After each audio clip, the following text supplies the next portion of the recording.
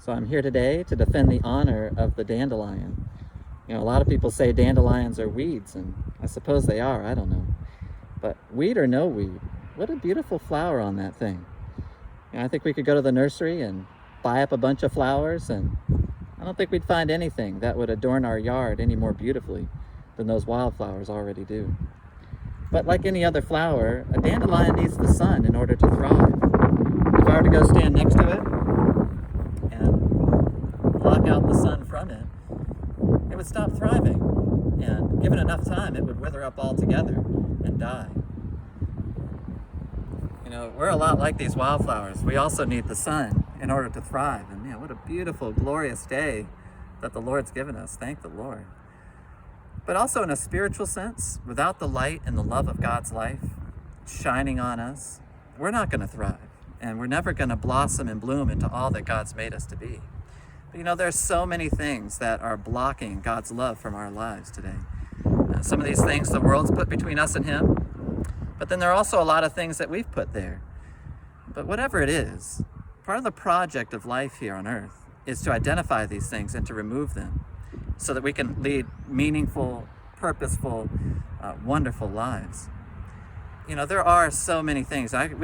We could spend a lot of time identifying them, but just to mention a few, I think for some of us, for as much good as religion and systematic theology do in helping us understand who God is and how we relate to Him, sometimes these things become hindrances to us really being in full fellowship, friendship, and conversation with God. Sometimes we can just get lost in the thicket of all that stuff and be far from Him.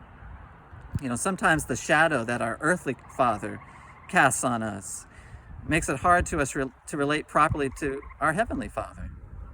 And of course, there are idols galore. We have so many things that we love that we've put between us and God that are we're just in the shadows of these things and not thriving at all. But whatever they are, we've got to find them and remove them. I love what David encourages here in the 34th Psalm, beginning at verse 4. Listen to these words.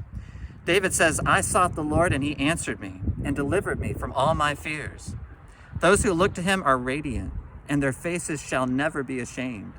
This poor man cried, and the Lord heard him and saved him out of all his troubles."